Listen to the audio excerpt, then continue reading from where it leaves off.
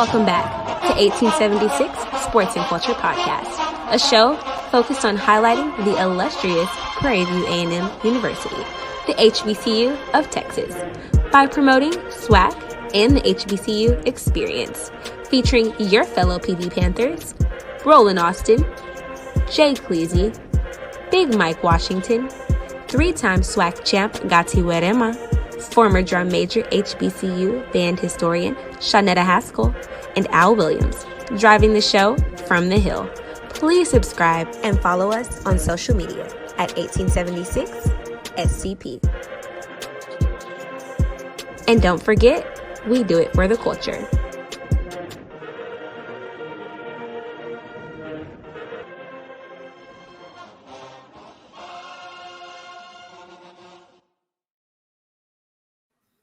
And welcome to the 1876 Sports and Culture Podcast.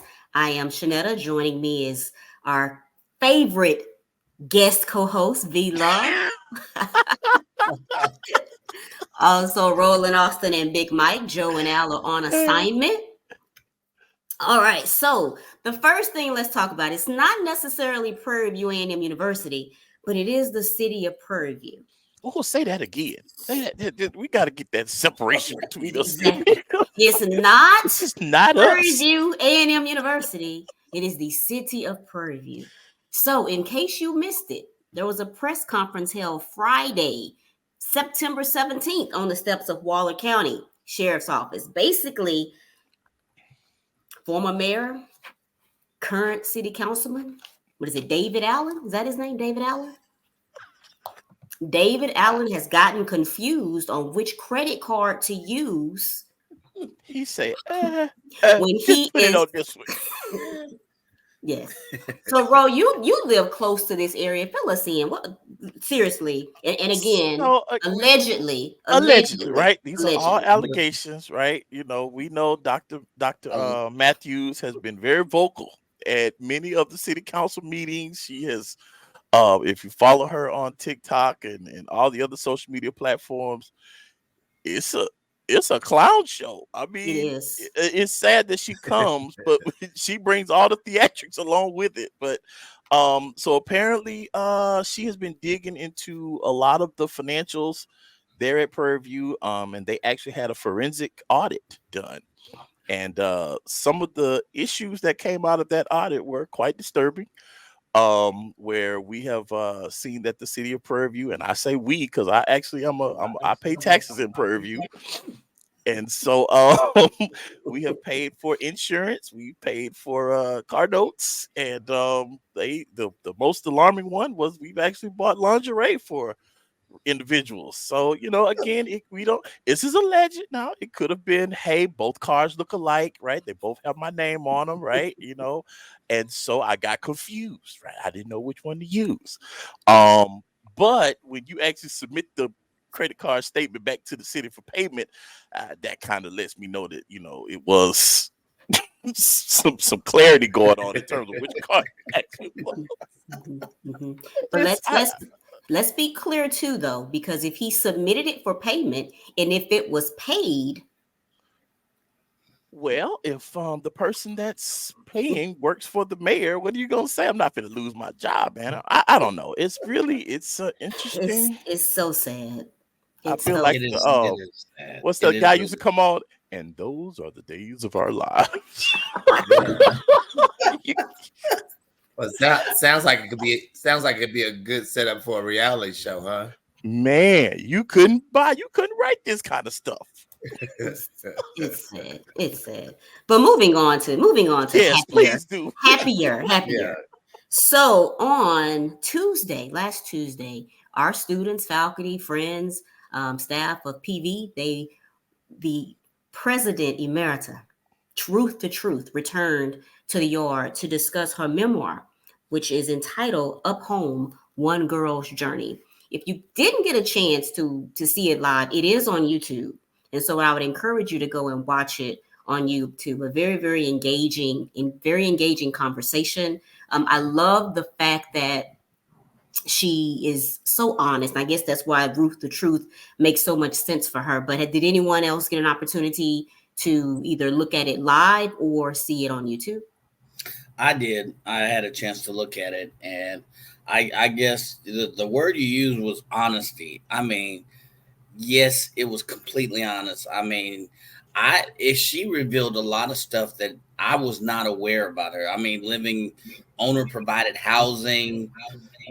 Had there been any government housing codes, they would have, bypassed safety standards. Um, Man, she talks about, going hungry. She talks about a rough childhood. I didn't realize she was one of 12 kids. I didn't realize the meager beginnings that she started from. And she talks about her journey from that point.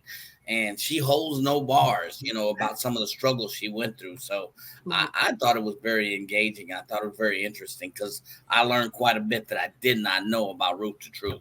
Mm-hmm. I love when the... Yeah. Go ahead.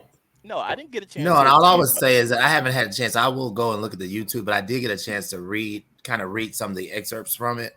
And I'll just say, I've always admired and respected Dr. Simmons, but now that's my homegirl because I knew she was from Grapeland, and I'm from Centerville, so we were in the same district. So we played Grapeland, so I'm very familiar with the small country town. And then I didn't know she was either, Mike. I didn't know she was the youngest of 12. I'm the youngest of 9. We grew up very poor, and a lot of the things that she talks about, I've experienced in my life too. So definitely homegirl, much, much more respect. And I just feel that kindred spirit when I read it. And I definitely will go back and check out the YouTubes and to get all of it as well. I saw some comments from, I guess I can only assume that they were people from this generation. They were like, what's a sharecropper? Yeah, that's sharecropper. That's real. That's real. That's real. Seriously. But yeah, she was born, sharecrop in the sharecropping environment. And I had to realize, I had to take a step back and realize these kids don't know what sharecropping is. So, that was real for me. Message. Mm-hmm. Roland, what were you gonna say? No. Just echoing what the other two guys said. It's very interesting every time she speaks. Every time she speaks, man, she gives you another aspect of her. You learn another dimension from her, and you can only aspire to get to that level where you can be that transparent, get paid to be that transparent, and be completely unapologetic about whatever, because your journey tells the story better than anything, right? So always just so inspiring. I feel like anytime she's around, she doesn't have to say anything. She's just a very inspirational individual. Yeah, I don't want to seem petty, but I looked at the price. Like, what's the price of this thing? So I looked on Amazon. $11.50. Man, you can get cheaper books for $11.50. I mean, this is Bruce Simmons. Come on now. They're up to 20. I thought it was 21 somewhere. I may have looked at it wrong. Maybe I saw an $11.50, and then I saw an audio version for like $20 or give or take 21, 20. Yeah, maybe that was the audio version I was looking at. Yeah. So I was like, come on now. So somebody did her marketing. She could have got a few more extra dollars on that book. Just volume pricing, baby. Volume pricing. She want to get it in everybody's hands, baby. Trust me. It's that Shaq approach. Hey y'all, let's make sure her book can be in the school libraries, okay? Exactly. It ain't gonna make it in Florida, but I'm sure. Yeah, I'm sure Mr. DeSantis has something to say about that. We ain't talking about sharecroppers down here. That's what I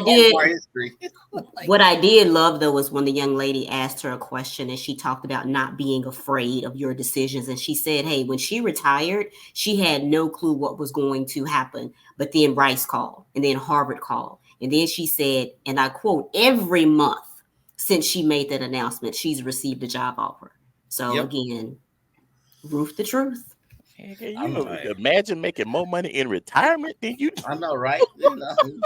You can call your own shots. And, no, I'm only coming in on Thursdays. Yes, I only work Fridays, Thursdays.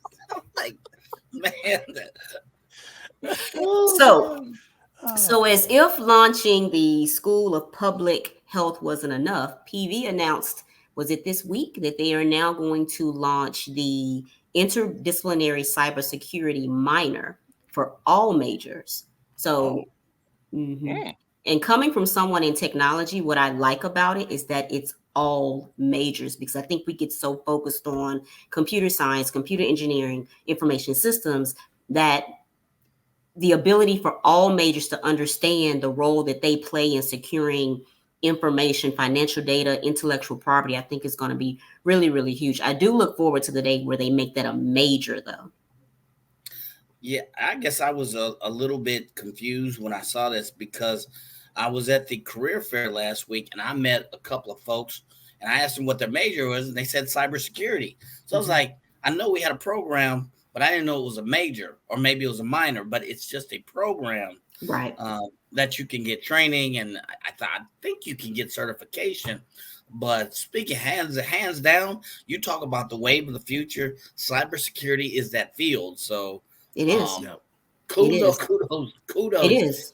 Everybody's dealing I know with folks it. with certifications that's doing way better than folks with actually degrees. So yeah, it's funny because we keep talking about weapons, nuclear weapons, and things like that being terrorism, and I'm by no means saying that is not an issue. But if the United States get hacked, if your bank account gets hacked, if the Fed gets hacked, that will destroy or hurt more people.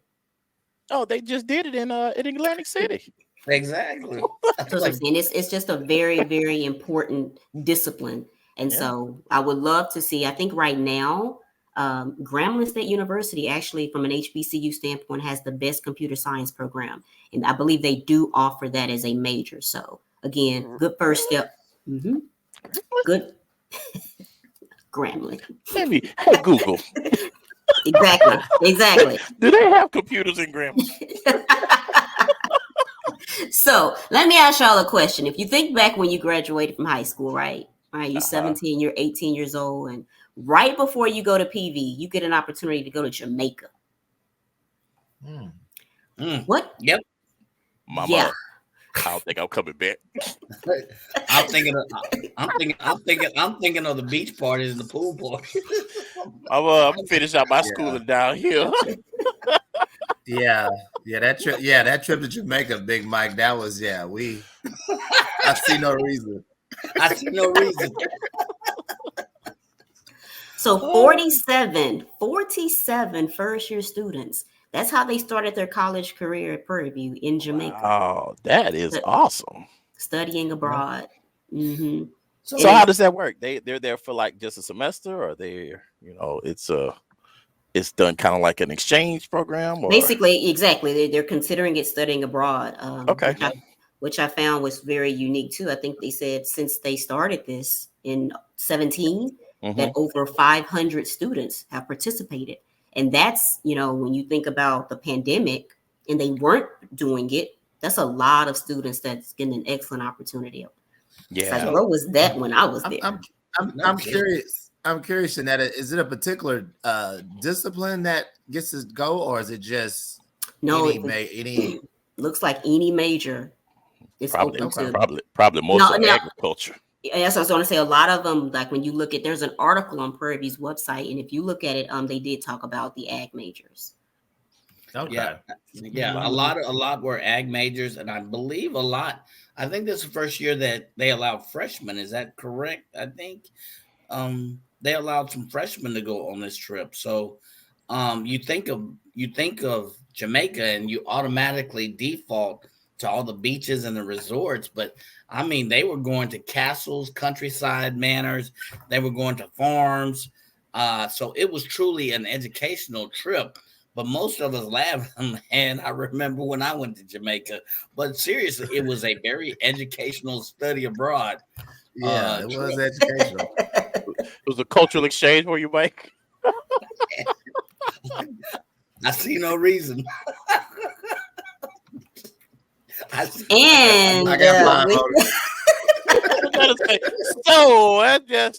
great for them. We learned skills on negotiating, planning. Seriously, sightseeing. Like we sampled the cuisine. There you go. Yeah. Still didn't learn proper benchmarking. I see, because that was 4 years later. Oh wow. All right, let's move on. Let's move on to anyone hear anything coming from the career fair this past week? Mike, you were there, huh? Handing out jobs.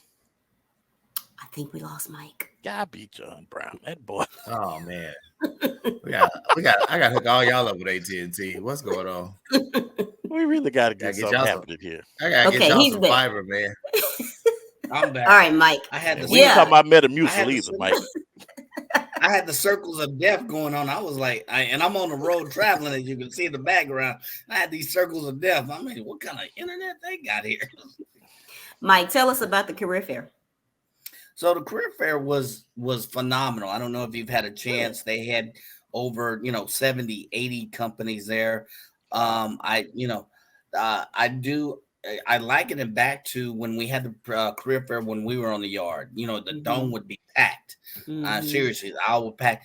But this year it was held, and I forget what the building is, but it's basically where they have all of the new equipment. Students can have a membership, they can work out, and they have a gym in there. And I think Prairie View made very adequate use of space. Then they had, the opportunity to do interviews or schedule an interview room in the Memorial Student Center. And the only challenge I have is so many students were coming, they signed up, but they said their professors wouldn't give them time off. Some students had 2 tests that day. I seem to remember when the career fair was there, you had at least 2 days to go interview. You had a chance to go prep. I had to send some students out to still go take a look at your resume, son or ma'am. So I think that is an area of improvement that we still have to gain on. I mean, they haven't had the opportunity. Many of these students didn't know about the career services or the opportunity to even take a look at your resume or to get coaching or get counseling on your resume. These companies were there a day or two before the career fair offering that service, and these students did not know about it. So the career fair itself was ran really well. Had a chance to see lots of companies. The representation from the top 100 was there, but I was a little bit disappointed at how prepped the students were for this career fair. So hopefully, we'll provide that input, but next year, man, we got to do better with that, man. They gave, at least the chemical engineers, some of these students had 2 tests that day. And I talked to some of the professors and I go, well, Dr. Washington, they should plan better. I was like, come on, they got to study. They gotta come on, you can't push it back a week. We've only known that this was happening about 4 months now? Yeah, exactly. Then I asked, I asked a couple of professors in mechanical engineering, hey, some of the students aren't aware about, the ability to get coaching and counseling on resumes, not just senior, but they're like, well, they should know to go to the career services. Come on, that's not an excuse. Come on, man. Yeah. I will say, even back into the 90s, that was something that was not necessarily widely pushed and widely publicized until it was too late, right? I'm sorry, going in there the day before the career fair, that's not going to give you a lot. I mean, you can go over there, but that's just not enough time. I do think career services can do they have a lot of runway in front of them that they can make a lot more headwind by getting the information out, getting the necessary resources out in front of the students. Because I remember back in the 90s, first career fair, I knew nothing about career services. No. Just thank God for Epsilon. That was because they were the ones that said, hey, come here. Don't put that on there. What do you all think as alums we can do to assist? I mean, I would be more than happy to help with resume writing, interviewing skills. I think the efforts are in place, Shanetta. I honestly think alums that are dedicated and committed, they're doing what they're doing. Like you said, I know a number of sessions have been had through Epsilon, through Alpha, through a number of organizations. So individually siloed, people are doing the work. Is it still more work to be done? Yes. And so who do you get So- behind to kind of help spearhead all of those efforts, right? Right. So maybe it's a communication issue. Yeah, definitely. I think that's the gap, the communication. You know, some of the professors, I don't want to get into names or anything, but it's not just your job to walk in a classroom and teach. You're helping to prepare that student to enter the world. You know, that preparing the student goes outside the classroom, interviewing, resume writing, business writing. You know, at least if it can't be done in the engineering or education department, let them know where there are opportunities and work to give them. There's a gap there in Prairie View. I'm ashamed to say, between a lot of the departments and what's happening in career services. Don't be ashamed, Mike, because it's not isolated to just PV. You know, through Alpha Phi Alpha, there's a program called C2C, right? College Life to Corporate Life. And we pull in young brothers from all over. And I'm talking Ivy League all the way down to, you know, whatever school they're coming in from, right? And it's a unanimous, I mean, it's kind of a consistent theme, right? A lot of these brothers are not prepared. We're talking about Alpha, bro. They're coming in with 3 8s, 3 9s. Yep. But they're just not prepared in terms of how to sit in front of an interviewer, how to answer proper questions, how do you structure your resume so to reflect some of the non-traditional leadership opportunities that you may have had, or some of the non-traditional skill sets that you've developed over time.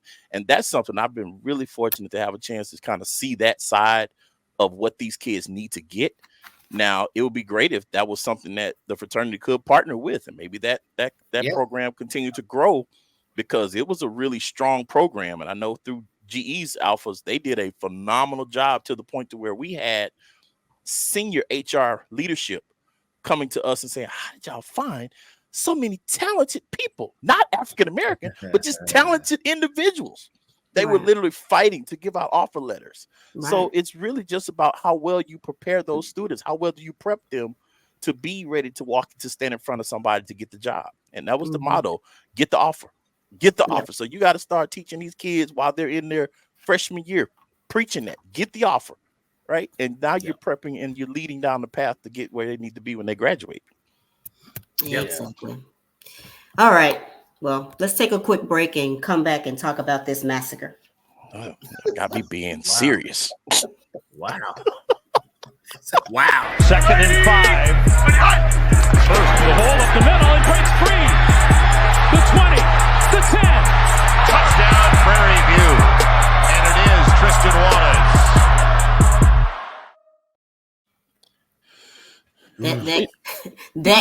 That clip said touchdown Prairie View. I hadn't heard We didn't hear that at all. Huh? Oh my goodness. Well, for us, it was definitely a good, if we wanted to go back to memory lane and how football games were when we were in school, we definitely had that. So I don't know. I mean, if you woke up today in Dallas, let me say this. One thing that I've always liked about Houston, right, is Houston will report on TSU and Prairie View. Dallas, not so much. Like, you will not, after the Cotton Bowl game, you turn on the local news Monday morning, they're not really talking about it, right? But today they had a lot to say. Huh? No, just even the Dallas Morning News, right? The headline was, let me pull it up. The headline is SMU smothers Prairie View A&M. Well, that's behind smother, SMU smother. It was a little play on the letters there. Okay? Yeah, it's Smothers behind Preston Stone's 6 touchdowns. Jeez. And SMU almost made history. Yeah, they said thank God we didn't. They said the 10 touchdown margin of victory was 1 point shy of the largest in team history, a 70-0 win in 1920. Yep. It said, fool, we setting history on y'all. Well, hey, man, listen. At the end of the day, we were able to learn a lot, I'm sure. What did we learn? What did we learn? Hey. We learned not to do whatever we did yesterday. We learned not to do that again. Did we learn not to run 40 times, try 40 rushes versus only 15, 16 passes. It got so bad. The announcer was like, "Well, I mean, it wasn't quite a surprise that Prairie View was going to run the ball there." I'm like, "Really?" If the announcer said, is that what we learned? It's 3rd and 40. I guess Prairie View's going to run again. Did we learn that when we do that, we average 3 yards a carry? Go ahead, Vic. Yeah, let me give my inside the stadium synopsis and me sitting with some fellow, the Culture Podcast supporters, Chris Panky, Ed Drayton, and also Samuel McGowan. We're all sitting together and just kind of, initially we had a really good drive. Good drive. We got to 3rd and 7. We ran the ball, got stopped, and then we were going to kick a field goal. Points, right? Field goal gets blocked, and they take it back for a touchdown. Mm-hmm. And at that point, all hell just, you know what I'm saying? The wheels came off the train.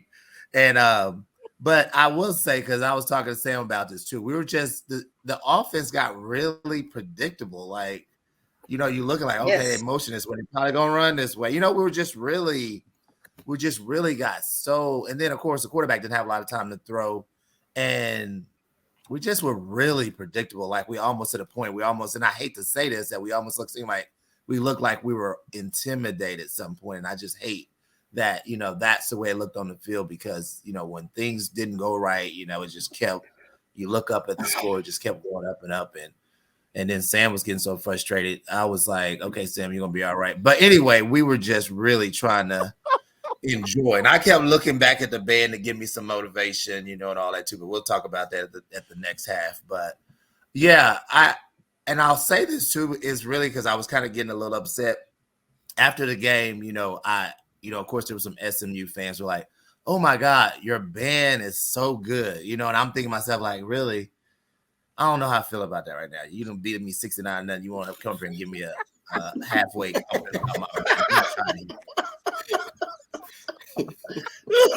I digress. Go ahead. You want to patronize me with your band was really nice. I really like your colors. It was so beautiful. I don't know. Is that it? Is that it for non-swag play? Well, I think so. We done? Yeah, that's it. The one thing I will say, I hear a lot of chatter from both, alums, non-alums, talking about why do we play these games. We all know, yes, there are some financial gains that we get from these. But I think last season we talked to a couple of players. They actually want those opportunities. I know the alums do not like the outcomes. They don't like the aesthetics that we watch, on national television, right? But a lot of those players, they want that opportunity to showcase what they can do, right? And maybe it exposed some gaps in their skills or in their in the coaching or in resources that we do not have, right? But it's very interesting to see that the guys that's on the field running the ball, catching the ball, hitting and tackling and blocking, they still want those opportunities. So let me ask this question though, because I agree with you. But my question is, so when we think about Texas A&M, Drake Cheatham stepped up. We lost the game. We were going to lose that game, but you saw him stepping up, right? Yep. Jesse, he stepped up. I didn't see that. Who stepped up yesterday, despite the I'm sorry, I admit I left at 49-0.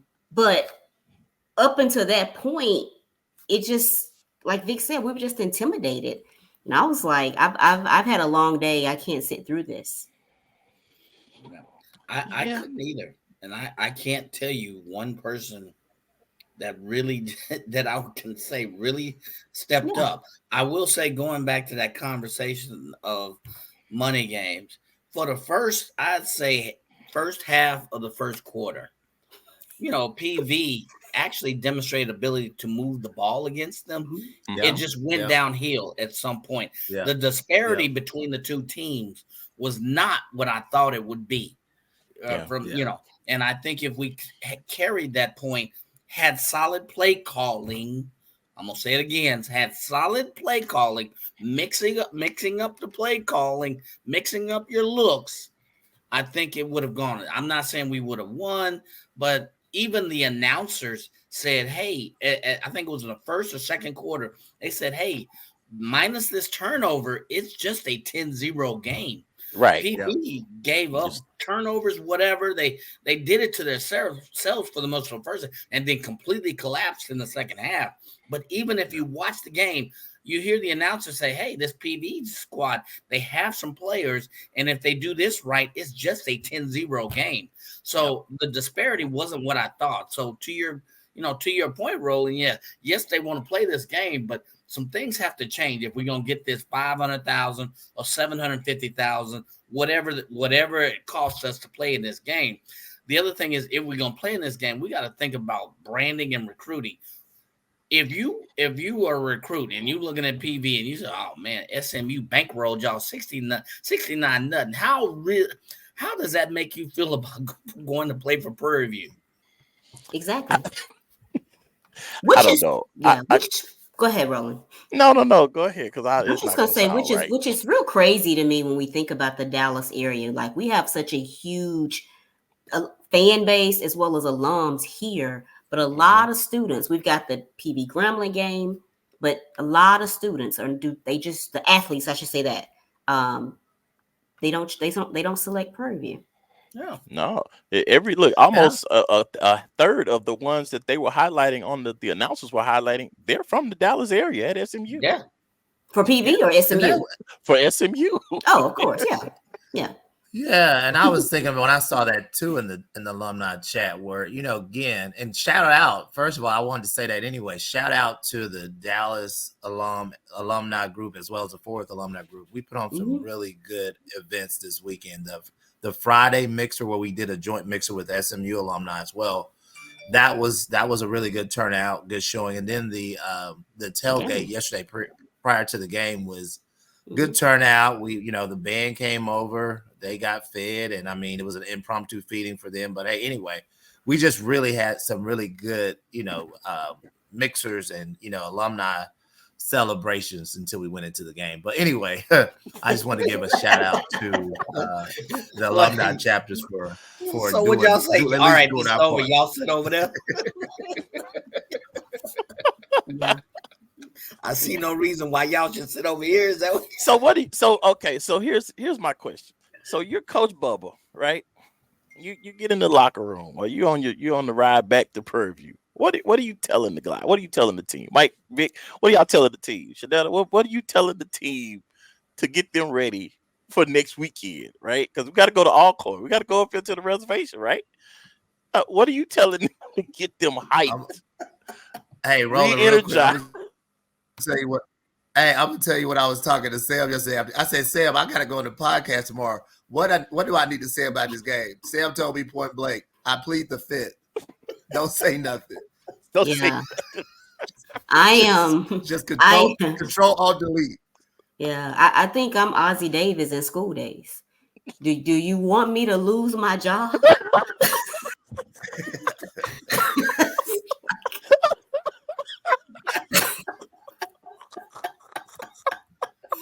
So now in School Days, on them. You want me to lose my job? Yeah. I mean, seriously, I don't know what you can. You just got to try to get this, like you said, if this is our last one that's outside, you just got to try to act like this was, I don't know. You just got to try to use that one and just, because it's really nothing to, at least my standpoint, to get from it. I just hope that we didn't come out with it, which I don't think I saw any significant injuries or anything like that. So hopefully we just came out. We lost healthy. Schenkel, I thought. Yeah. Then we lose Schenkel. Then Schenkel get hurt. Oh, okay. I may be wrong on that. I didn't, but okay. Hopefully we didn't have that many injuries, so we can just get past this and move on down the road. I'm not sure though, but I did hear there was some injuries last week with the Abilene Christian game, which again becomes my concern a lot of times with these games. Yeah. There's really not a good place to put them, right? You put them at the end of the season. Now you're at risk of jeopardizing the your championship play, right? So it's really not a good place to add them. But Yeah, and going back to what you tell the team, normally you tell a team, "Hey, here are the things we did good. Here are the things we just sucked at." That's the best you can do. In this case, there's nothing good that we did in this game, other than you could say we didn't execute and we turned the ball over. And you're going to Alcorn, and we're gonna have to execute better. All right. Yeah. One thing I'm gonna say though before we move on, I don't want to hear anyone talk about how hard it is to get on PV's campus for a football game because SMU do better. That was ridiculous. I was at the game at 6, but I didn't get to the game till about 6:30 because of traffic issues. So missed me with how hard it is to get on PV's campus during a game. And with that, we'll be back to talk about band.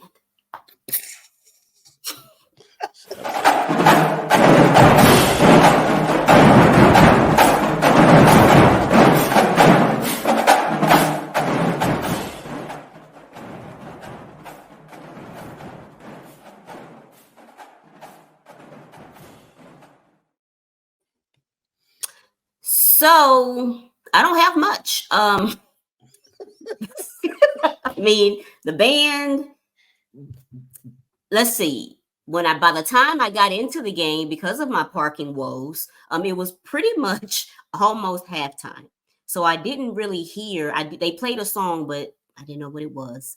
And then they went down to the field. As far as the halftime show, the things that I've said that I've liked so far this year, I still like. I think the tempo is good. Still not a fan of fast cadence. They're just not executing it right. I like the tempo of the dance. Right, they're grooving. If you look at it, I even went back and looked at it again today on YouTube. They've got actually, I'm lying. I didn't look at the game yesterday. It wasn't posted, but it was the same show from last week. So they're grooving. If you add some plumes and gloves to that performance, their movements are so big, it would look really good for those sitting at the very top of the stadium. So again, no issues there. I do like the MSD performance at the end of the halftime show. Beginning of the third. I like it. Is it what we're used to from back in the day when the Box had their own, segment of the show? Not really, but I do like it. I don't know if it's a tradition because, that's what happens with our band. They do something, we like it, and then we don't see it again. But it's happened the last couple of games, so maybe it's something that they're doing this year. I wish there was maybe there is, and I don't know, Shanetta, an avenue where we can express what we really like about the band and get them to continue. I saw the Hampton Howard game yesterday. They showed that halftime. I'm thinking Howard. I talk about Howard on Dr. Bill's show like crazy, but I got to give it to Howard. They played some Usher. They played some songs that everybody knew. Everybody starts singing. Then the band starts chanting in unison. Everybody gets in with it. Get the crowd engaged. I wish there was a way to do it. We have done that at PV in the past. I wish there was a way to express, hey, get us involved. Make us part of your performance. We want to be. The good bands do it. Even Hampton had a song that everybody knew. Hampton looked like a high school band, as small as they were yesterday, but they played something that everybody knew and got them engaged and involved in it. And I just wish PV I wish there was a way to express that. Get us involved, make us part of the dang show. Yeah. And I'll say, I was able to get in, early because I got a chance to go to the tailgate too. So we got in, and I think the band was in. We were sitting down. I was sitting like right in front of them, so they sounded good, like you said, Roland. They were loud. I could see the brass back there. I just, what you're saying too, Big Mike, is there's times where you can, especially early in the game, we need you. We don't know what's going on. We know we're a big underdog. Play more, because it was times where they could have really got us. They did a little bit, but there was so much opportunity for us just to really. Because I'm looking back like Flight of the Bumblebee, let's go. But listen, they sounded good. I just need, like you say, the call and response is somewhere there is missing. So we Yeah, gotta try and to get it. and we keep talking about they sound good, right? But we're Black people. We don't even care about that a lot of times because Roland, if you remember second quarter, the band is on the field. So for those that don't know, it was Mustang Day. So kudos to SMU. They invited other high school bands. So you had all these bands there. So Prairie View is going on the field to perform for halftime. But there was a band, I don't know the name of the band. They were sitting to the right of the band, though. Okay. They started playing, what is it? Back in Stride by Maze. The whole section just turned around and started singing it with them where I was sitting. Again, they're a high school band. They sound like a high school band, right? But I'm like, it's a high school band playing it. And I was like, yes, PV, learn it. You've got the tubas to really do something with that song. So, and I don't know all the words to these scissor songs, so you're gonna do something better than you gonna stick with that. Because Shouty, everybody knows tubas run the. I'm with you. We but I thought we had passed the hat for the plumes. We didn't we didn't raise enough money to get the plumes. We still talking about missing plumes. Come on, man. Hey, and then I was in my feelings too because Shanetta, they performed on the home crowd. I'm thinking, gosh, what about us? Perform. So I was feeling a little something about why we just got the backside of the show. I hate when they do that. And again, it's understandable, right? When you know that your fan base will not travel with you, it's understandable to do that. But it was so many, even when you think, Vincent, it was more people. I'm talking Vincent, Victor. It was more people on our side, on the visitor side. I mean, let me say, there was more people, period. Because, people during the halftime, they go to the concession stand, right? Yeah. That's that time. Yep. Yeah, they go to the concession stand. Yep. So we stayed. And they turned. I knew how the drum majors lined up that they were going to perform to that side, and I was like, "Oh man, here we go." Well, we'll keep sending positive vibes, positive energy. Dr. Zachary, we're here with you, bro. We're here with you. We're here with you. We love you. We just want to be with Eric. We want to be with the band at the game. Yeah. Hey, and I will tell you the first time I heard the Swamp yesterday, because I was headed over. My niece came over and I was headed over to the SMU side to kind of go over there. And that was probably at the end of the third quarter, I believe. They finally played the Swamp and got, of course, the song gets you hyped. So I was hyped anyway. But I'm like, y'all probably should have played that in the first quarter. So we could have, it's just. Yeah, you should have led with that. You should have led with that. You should have led in with that. I think too, Mike, you had mentioned, what is that avenue? It's like the avenue is cheers, right? It's like we're cheering. We cheer when they do Eye of the Storm. So to me, that means they like when we do that. They cheer when we play Swamp. That means they like when we do that. They cheer when we come out playing off swing. I wonder how much when they hear us and they do the Eye of the Storm, when they hear us cheer, if you hear a loud cheer, that means that's what we want. You say, do more of that. Exactly. That's what I'm saying. Do that right there. Yeah, like I said, it's so much potential because again, they always do something that we like, but then it's the consistency is not there. So Shanetta, you hit the head on the nail last week when you said bring back that I said, and that's what I said, barbecue sauce and P-Funk gets into your soul. Yeah, when you do that P-Funk, make my oh my God. All you gotta do is write one sentence, make my funk, and just stop right there. Yeah. I wants to get funked up. Yeah. But no, I think overall it was another, it was what we've grown accustomed to, right? Yeah. For as stands in halftime. So ouch. Which is good. I mean, good and bad. I mean, again, there's still some there's still some positives there, but. Hey, watch this, Shanetta. They loved it. Oh my God, I couldn't get enough. Yeah. Oh my God, your band is amazing. Yeah. And if I'm SMU, right, because they're being performed, I don't want to come after that. That cat was out there with a whole little TT set playing. I said, what are they doing? Yeah, I don't want to come after that. No. I've always wondered when I see, the African Americans that are in the predominantly white bands, and you just watch Prairie View, and I wonder, what are you thinking? Especially when your mama went to Prairie View, you stood over there, she talking, but yeah, wish she had came home. All right, and with that, we'll be right back with some We Ready shout outs.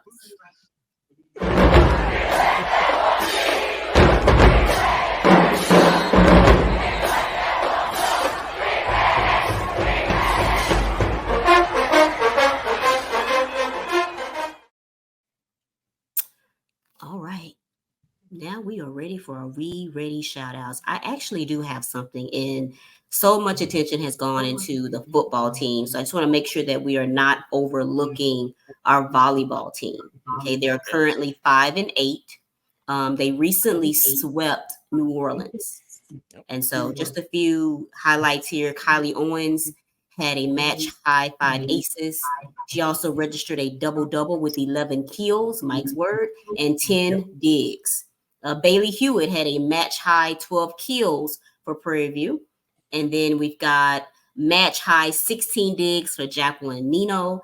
And then attackers were helped by a match high 34 assists from Leah Lawson. So again, just want to give some love to our volleyball team, because I know right now the focus is so much on the football team. Yeah, you must have read my mind, Shanetta, because I have them up, and I was like, don't look now, but look who's in second place in the SWAC, none other than Prairie View A&M, right behind FAM, who was a conference champ last year. So all of that you said, hitting percentage, kills. I just love that word, kills.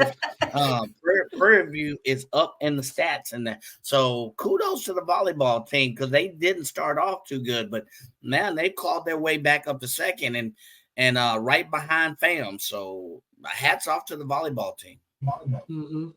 Mm-hmm. Hey, big shout out to the PV fam. Is from what I see, man, Prairie View really showed up for the game, for the tailgating, all of the pre-gaming that took place. Great job with the Dallas Alumni Association. So that was a really good show. I don't know if it's kind of like a secret sauce that maybe we need to plan some of these non-conference games in cities where we have a strong alumni base, right? Maybe that's what we need to look at doing. But it was really refreshing to see the alums come out and support the team like that, especially under the conditions we were under. And plus it's like, anytime PV family gets together, it's a great time. So good thing for the alums that came out. They were ready. Yeah, and I'll give a quick shout out to our new AD. I got a chance to meet Mr. Anton Goff. Unfortunately, he's a Kappa, but we're not gonna hold that against him. Well, maybe a little bit. But anyway, he was there at the mixer. He was there at the tailgate. So got a chance to kind of, catch up with him. And he seems like he's fired up and ready to take this athletic program to higher heights. Definitely. And I will say this, Roland. I had someone, because I said, well, PV showed up, because we always talk about how Houston, they don't show up. And I go, they're like, well, the game was in Dallas. I'm like, the other game was in Dallas, but the game was 50 minutes from my house. So anyway, all right, we ready to go? How many microphones you got today, Shanetta? No kidding. Man, give Shanetta control, and she she got no. Yeah, Al needs to come right on back. All right, PV. You know. Wow. Hey, what are you doing? How you gonna hold it? You are not in the quiet. Why are you holding it like that? Hey, I was delayed. Oh wow, Caleb, roll